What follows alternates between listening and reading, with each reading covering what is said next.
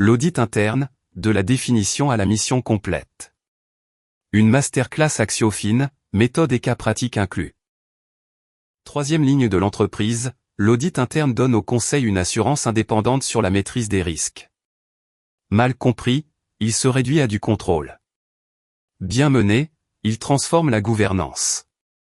Voici la méthode complète. 8 chapitres. Comprendre la fonction, maîtriser le cadre de référence en vigueur depuis janvier 2025, situer les 3 lignes. Bâtir le plan d'audit, dérouler la mission, un cas fil rouge complet, piloter la fonction, et les erreurs à éviter. Chapitre 1. Comprendre l'audit interne, son rôle et ses frontières. La définition de l'Institut des auditeurs internes, une activité indépendante et objective. Qui donne à l'organisation une assurance sur la maîtrise de ses opérations et des conseils pour les améliorer. 3 mots-clés, indépendance, assurance, conseil. Ne confondez pas avec l'audit externe. Le commissaire aux comptes certifie les états financiers, pour les tiers, une fois par an. L'auditeur interne travaille pour la gouvernance, toute l'année, sur tous les processus de l'organisation. Autre distinction, le contrôle interne est un dispositif permanent porté par le management. Le contrôle de gestion pilote la performance. L'inspection cherche la faute individuelle. L'audit interne, lui, évalue le dispositif et le fait progresser. 2 types de services. L'assurance, évaluer objectivement gouvernance, risque et contrôle, et en rendre compte. Le conseil, accompagner un projet ou un processus, sans porter la responsabilité de gestion. L'équilibre des deux fait la valeur. 4 chiffres structurent cette masterclass, 3 lignes dans l'organisation, 5 domaines dans les normes 2025. 17 principes de contrôle interne selon COSO, et 4 C pour formuler un constat d'audit solide. Chapitre 2, le cadre de référence, profondément renouvelé en 2025. Le référentiel a changé, les normes mondiales d'audit interne, publiées par l'IA début 2024, s'appliquent depuis le 9 janvier 2025. Elle remplace l'ancien cadre et s'organise en 5 domaines, 15 principes et 52 normes. 5 domaines, l'objet de l'audit interne, l'éthique et le professionnalisme, la gouvernance de la fonction avec le conseil. La gestion de la fonction par son responsable, et la réalisation des missions.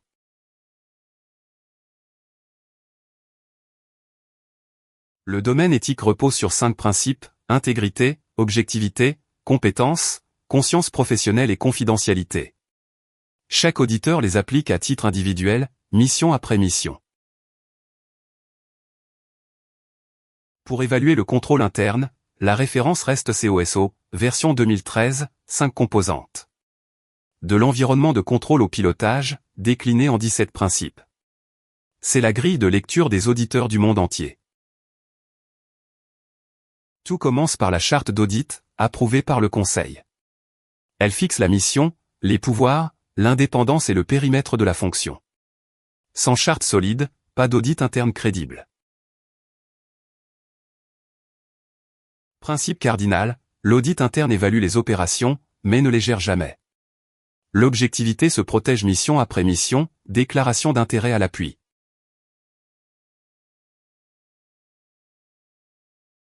Chapitre 3, situer l'audit interne avec le modèle des 3 lignes. Première ligne, le management opérationnel, qui possède et gère les risques.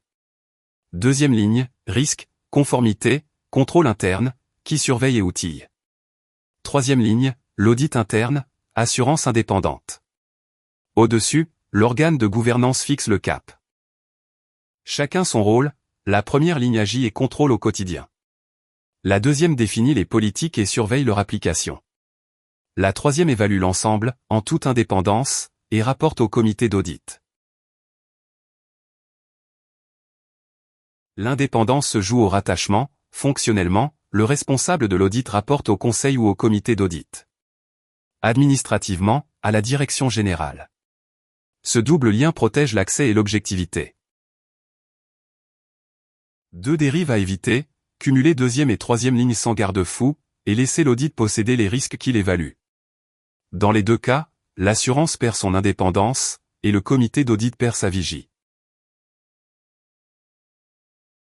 Chapitre 4. Transformer les risques de l'organisation en plan d'audit. L'univers d'audit recense tout ce qui peut être audité, entité, processus, projet, système. Exhaustif et revu chaque année, il forme l'assiette du plan.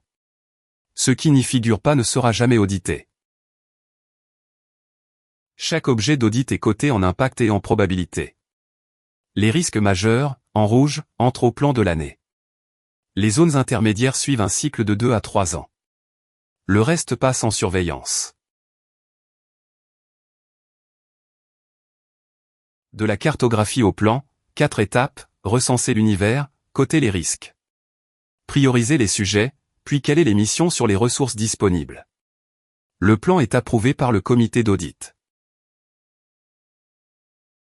La priorisation croise plusieurs critères: poids financier, probabilité d'occurrence, ancienneté du dernier audit, changement récent d'organisation ou de système, et demande de la direction ou du comité. Un score composite classe les sujets. Les normes 2025 insistent, le plan n'est plus figé.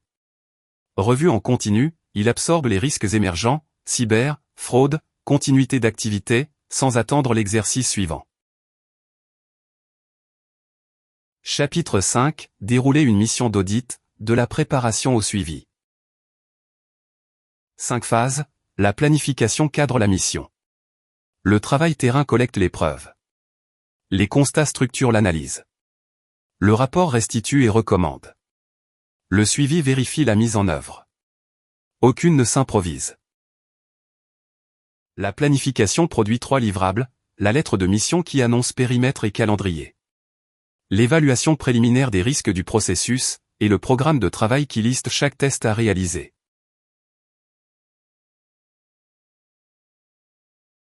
Deux réunions encadrent le terrain, l'ouverture aligne audité et auditeur sur le périmètre, la clôture partage les constats à chaud.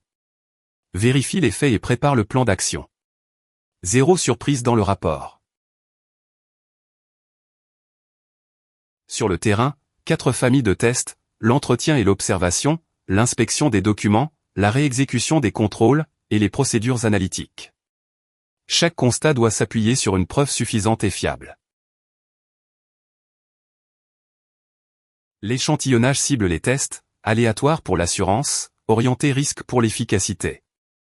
Et l'analyse de données change l'échelle, on teste 100% d'une population, plus seulement 30 dossiers. Un constat solide tient en 4 C, le critère, la règle de référence. Le constat, l'écart observé. La cause, l'explication racine. La conséquence, l'impact réel ou potentiel. Et la recommandation corrige la cause, jamais le symptôme. Le rapport hiérarchise, une synthèse pour la direction, des constats priorisés par criticité, des recommandations datées avec responsable. Court, factuel, sans jargon, il doit se lire en 15 minutes. Le suivi ferme la boucle, chaque recommandation est tracée jusqu'à sa mise en œuvre, testée à nouveau si elle est critique. Le taux de réalisation remonte au comité d'audit à chaque séance.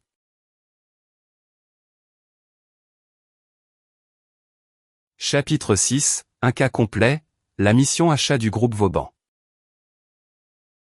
Cas pédagogique fictif, le groupe Vauban, UTI industriel, 240 millions de chiffre d'affaires, 3 sites. Le plan d'audit a priorisé le cycle achat, volumes élevés, URP récent, turnover au service. Le programme prévoit 4 tests, séparation des tâches dans l'URP, échantillon de 60 commandes pour la double validation. Rapprochement facture-réception, et revue analytique des avoirs fournisseurs. 3 semaines de terrain. Le constat majeur en 4 C critères, toute commande au-delà de 50 000 € exige une seconde validation. Constat, 12 sur 60 n'en portent aucune. Cause, droit URP non restreint. Conséquence, fraude et surfacturation possible. 3 actions correctives, restreindre les droits de validation dans l'URP sous 15 jours. Reparamétrer le seuil de double signature, et former les acheteurs. Chaque action a un responsable nommé et une échéance. 6 mois plus tard, le suivi confirme, 0 commande non conforme sur le nouvel échantillon. 3 recommandations sur 3 mises en œuvre. La mission a renforcé le processus sans le ralentir. Chapitre 7. Piloter la fonction d'audit interne dans la durée. 4 indicateurs de pilotage, à titre d'exemple, 90% du plan réalisé. 85% des recommandations mises en œuvre, 30 jours entre clôture et rapport, et un univers couvert en 4 ans. La modernisation passe par la donnée, script d'analyse sur 100% des transactions. Indicateurs en continu, et intelligence artificielle pour cibler les anomalies. L'auditeur garde le jugement, l'outil étant la portée. La qualité s'audite aussi, un programme d'assurance qualité interne. Et une évaluation externe indépendante au moins tous les 5 ans, exigée par les normes. C'est la crédibilité de la fonction qui se joue. Les livrables qui structurent la fonction, la charte, le plan fondé sur les risques. La lettre de mission, le rapport d'audit, et le tableau de suivi des recommandations. 5 documents, une chaîne de valeur. Chapitre 8. Les erreurs fréquentes, et ce qui fait réussir une fonction d'audit. 3 erreurs classiques, jouer l'audit sanction qui cherche des coupables, confondre audit interne et contrôle permanent, et émettre des recommandations jamais suivies. Chacune détruit la confiance que la fonction doit bâtir. 3 autres pièges, un plan figé qui ignore les risques émergents. Une indépendance compromise par le cumul de fonctions, et des rapports jargonneux que personne ne lit. La forme tue le fond. Les facteurs de succès, un mandat clair porté par le comité d'audit, des constats irréfutables fondés sur les preuves. Une relation de confiance avec les audités, et un suivi implacable des plans d'action. À retenir, l'audit interne est la 3e ligne, indépendante et objective. Le cadre 2025 structure la fonction. Le plan part des risques. La mission suit 5 phases. Et un constat solide tient en 4 C. Pour aller plus loin, les formations audit et contrôle interne d'Axiofin. Du fondamental à l'expertise, et Solva, l'assistant qui répond avec les textes officiels à l'appui. Cette masterclass vous a été utile? La formation complète et les outils vous attendent sur axiofin.com. Une masterclass par mois, abonnez-vous.